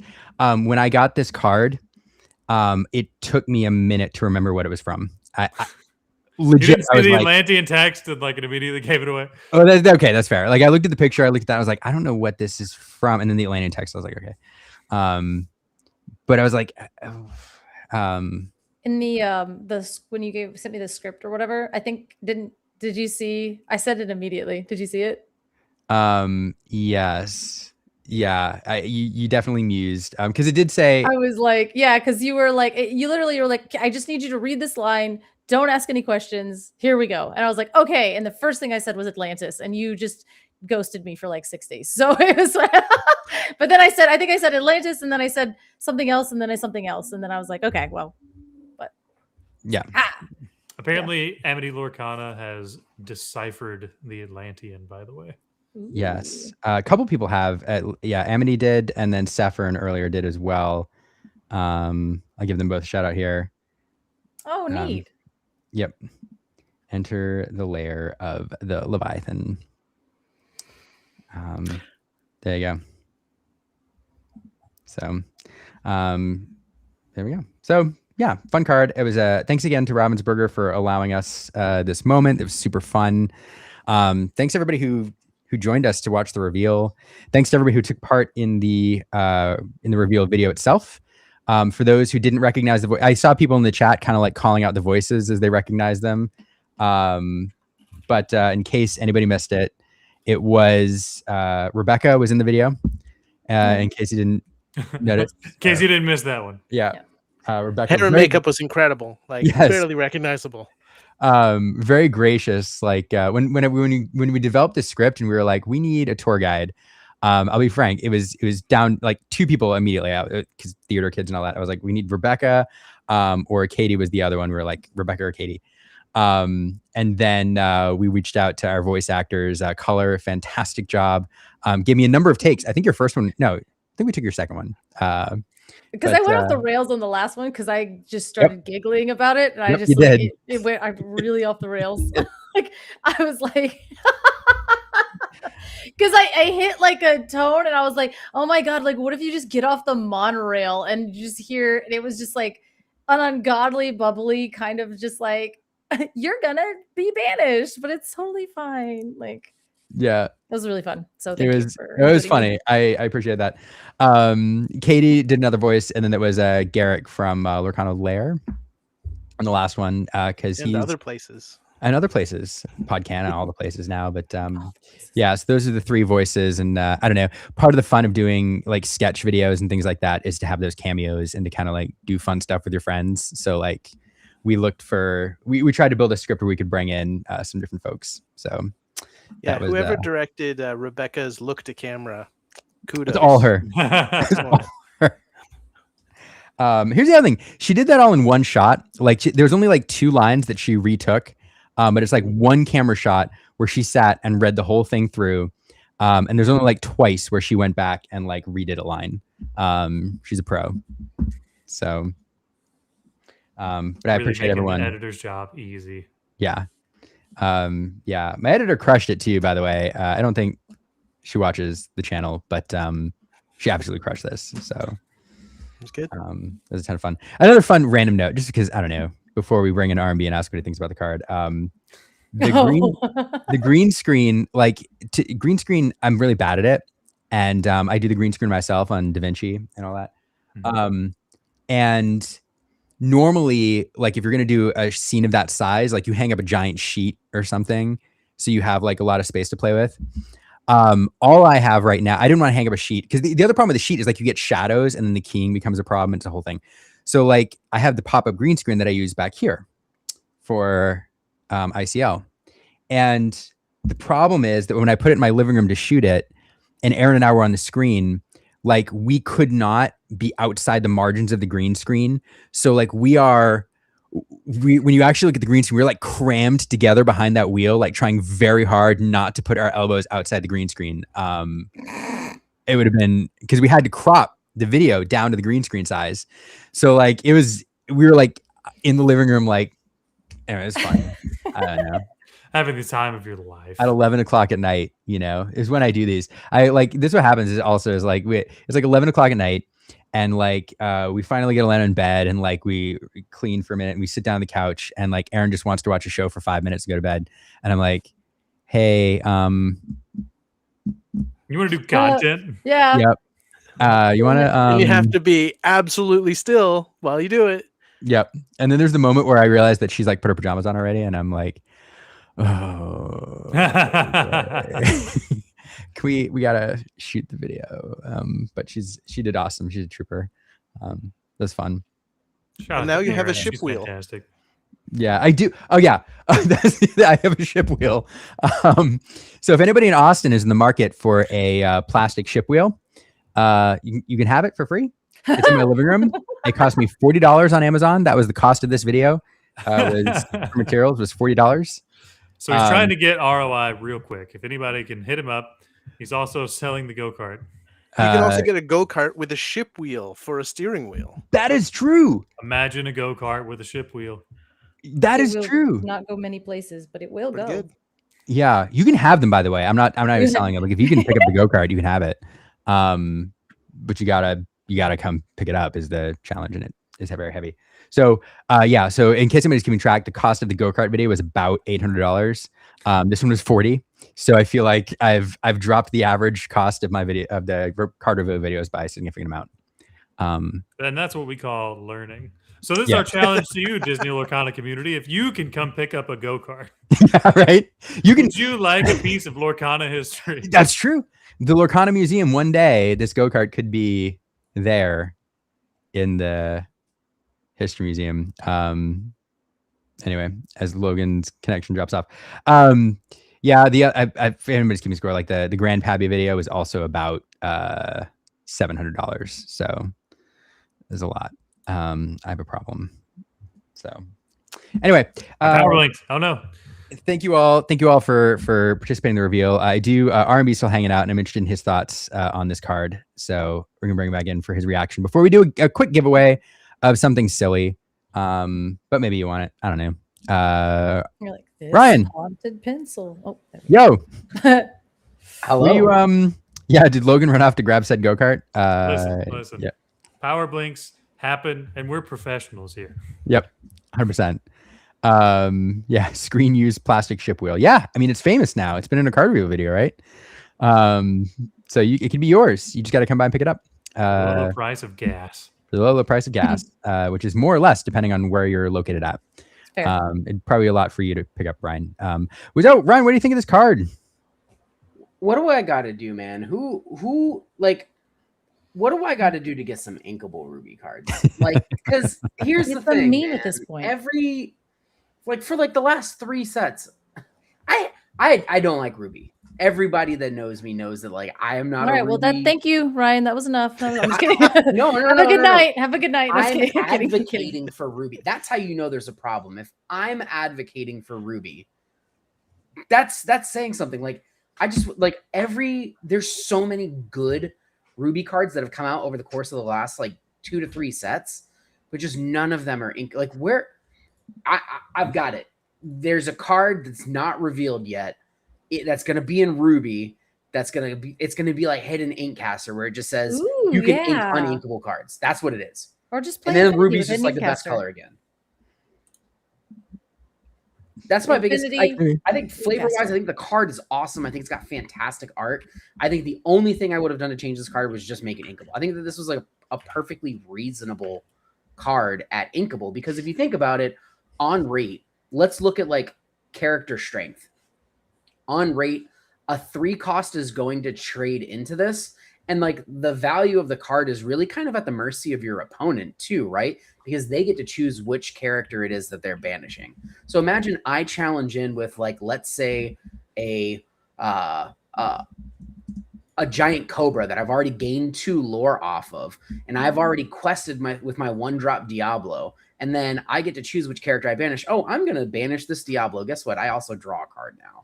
Like you're really at the mercy of your opponent getting to choose when to trigger the card, which I think is like something that's really important to note. I think that this card would have been perfectly reasonable as an inkable card.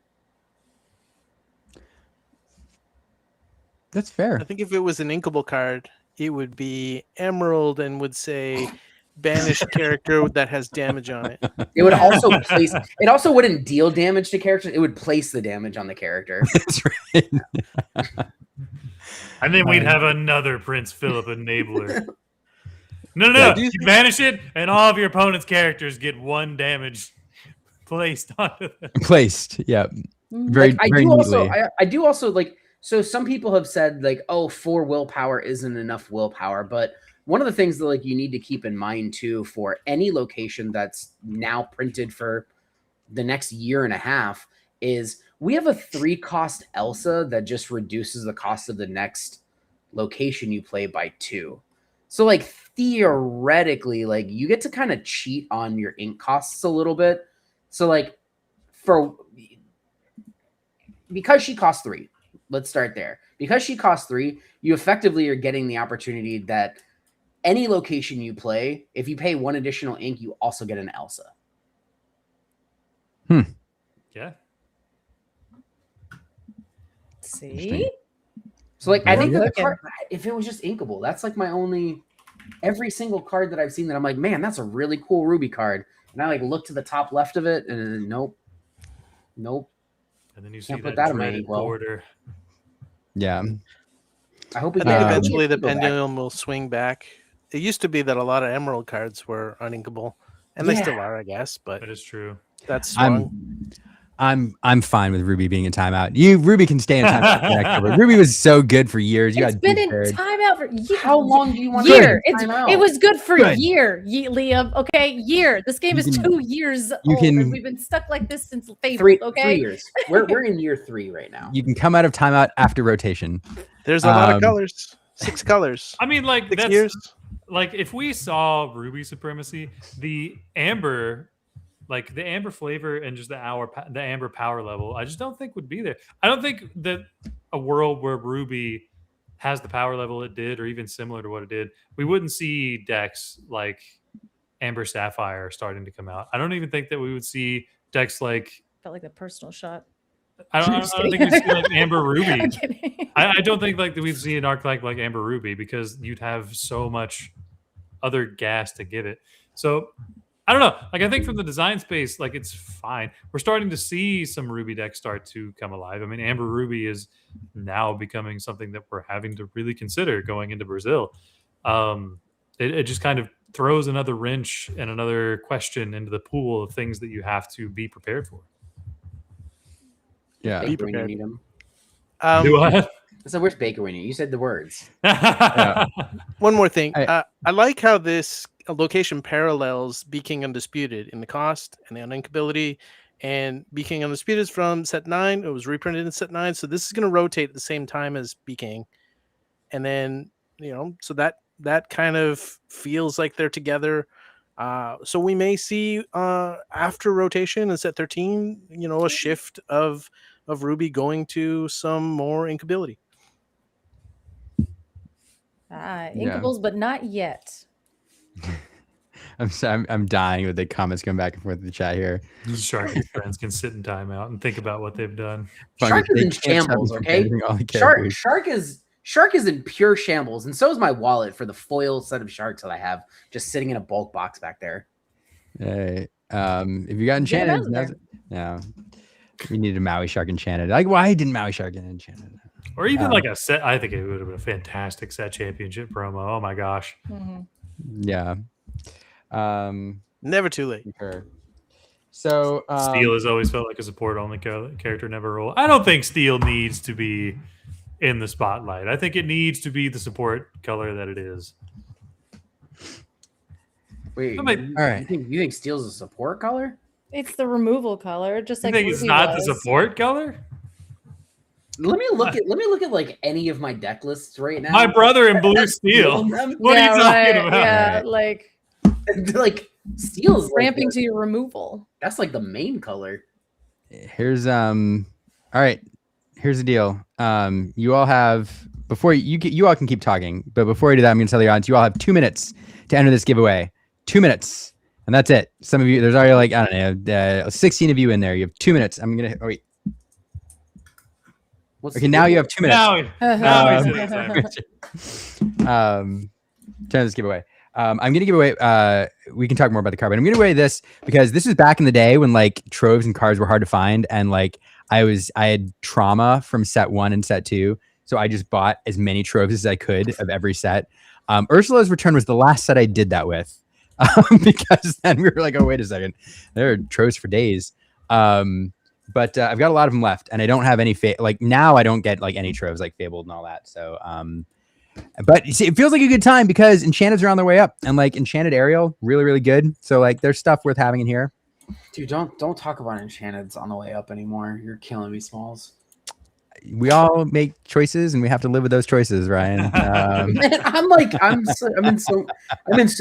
think you understand how many Enchanteds I had. I had 409. Oh, like, a lot. I had so many. That's a lot. I had so many. I had, put it this way, I had at least one of every Enchanted, and I had play sets of every card that was playable. And I mean, like, in all of the colors, like not just Sapphire Steel ones. Like I had Diablos, I had Ursulas, I had Sisu. I mean, I had everything. More than anything. Oh man, it's a good show. There's several cards. R&B opening all of his binders. Look at this stuff. Isn't it neat? Now it's all empty. Nice cell. Look at this stuff that used to be here. Now it is nowhere to be seen. Ah, dude, Zeus came in your house and he's like, if this is the only way. You just have a bunch of empty binders, and I'm like, man, this is. You did it to yourself. This is crazy. This is literally the bicycle meme of the guy putting the stick in his front wheel and going, oh no, how did this happen? I still have these, though. Okay. Well, yeah. So I still have these, though. All right, we're good then. I don't think I don't think you can ever get rid of those. I don't think I'm ever going to get rid of them, to be honest. I want to grade them. Yeah, Harris Aerial's Adventures Collector. It's nuts. Fabled Enchanteds are going bonkers. Yeah, those iconics are sick. When you do the math on like Fabled Enchanteds right now, like you look at the population reports on PSA and like those iconics, there are not many of those iconics out there at all. So yeah, I want to grade them, but like, so here's the problem. I'm very much like you two, Liam. Like with the exception of my last purge, I buy things and then I just don't ever sell them. Like I just keep things forever. Yeah, and you justify them to yourself by saying, "Hey, this is an investment. I'm gonna," and then you don't sell them. It's like, correct. Yeah. Yep. I'm right there with you. He says as he's still sitting on like the Tinkerbell Enchanteds and. Oh yeah, I still have some Enchanteds. Don't get me wrong. Like I still have my Tamatoas. I still have my Tinkerbells. I still have like a playset of And Then Along Came Zeus's. I still have all 4 of my Dumbos because those were the only Dumbos I owned. Like, yeah. Fungus saying R&B. My wife said, "Good job not being that guy buying all the Enchanteds." Yeah, I appreciate Fungus and his wife. Listen, the first step is admitting you had a problem. Oh, I had a problem. I'm not even gonna I don't think anyone can deny that I had a problem. I was like, hey, you got those Enchanteds, man. Like, he was Tom Toe in real life. Is straight up like this. The opening weekend of Fabled, I'm pretty sure you bought the mini. Yeah, I was just spending such an egregious amount of money to like put these cards in my binder and for them to like never see the light of day. Unless they were Sapphire or Steel. And or occasionally Sisu. Man, all right. 2 more. Only because there's a lag on the stream. Grace period for you two. All right. 41 entries. Yeah, that was quick. It's 41 of you real fast. Yeah. All right. Who's out first, me or Coleslaw? I know. It is a race between who actually gets out first. We're not I mean, it's not an elimination wheel. This is straight up just, Oh. Straight up. I'm not gonna spin this 41 times. I was like, we don't have We don't have that kind of time. Logan needs to get to bed. Like, I am a sleepy old man. If there was like a turbo spin option, that'd be great. Well, yeah, that would be right. But instead, we're just gonna do one spin. Ready? Somebody say go. Go! See, this is almost like more suspenseful because it's happening. The stop. Oh. Hey! It was almost the DCI again. Oh, that's crazy. Enchanted to meet you. I don't know who that is. Hold on. Is this somebody's name? Yeah. That's a great Lindsay on YouTube. Lindsay on YouTube. Are you enchanted to meet you? Are you here? Is it past old man Logan's bedtime? Very much so. Every Monday. But I do this because I love the game. Yeah. Why did you have to say it like that? Because I do. That was because crazy. He's old. Oh. Yeah. The JD the elimination wheel takes so. I'd love to do the elimination wheel. It takes so long. Like if we started this earlier, I would do it. If we started like 40 minutes ago. Yeah. Yeah. But all right. It's just spinning in the background. Yeah, thank you all for enchanted to meet you. I've got the her email. If that doesn't work out, and again, usually we do President Win, but like we gave people a window, so the algorithm making out. There we go. Hey, Lindsay, there you go. Boom, you are here. Thank you for entering and being here. You're awesome. I'll send you an email. We'll take care of this. But then now I have to find a box to mail this. But there you go. All right. Well, thank you all for being here. Real quickly, I want to go around the horn and make sure everyone knows where to follow everybody and all that stuff, and then we'll say goodbye. And appreciate everyone. First caller, thanks for doing the card reveal and being here and all that. Yeah. I appreciate you. What do you got coming up? Tomorrow. Nope, that's on Wednesday. Okay. Well, on Wednesday, I will be, I don't know what day it is. It's all the same, but I will be on the main stage for the game dev on the Discord, which is discord.gg/Disney Lorcana. That's the Disney Lorcana official Discord. Yeah. So yeah, the official Discord, and that's how you find it. And I memorized that poorly, but I will be there. Also, follow me on Twitch and YouTube, and I talk about the game a lot. So go follow me there. Yeah. Also, Ryan, thanks for popping back in again. We already kind of told people where they can follow you. You should all do it. Yeah, you can find me in Coleslaw's chat having a dance party. That's fair. We dance a lot. We do dance a lot. But, shout out to you for being here, and shout out to Arm Bay for being in the chat. Steven, thanks for popping onto the screen. Steven's always here, like behind the scenes, making this place awesome. But you've got Lorcana history going on, which people should follow. Yeah. Yeah, I do.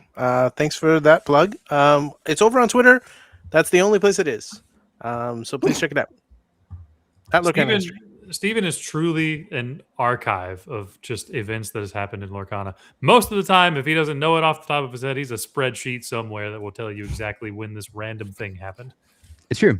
Thanks to Steven, I know that on this day, 3 years ago, our channel hit 600 subscribers. So that was congratulations, 3 years ago. Ooh.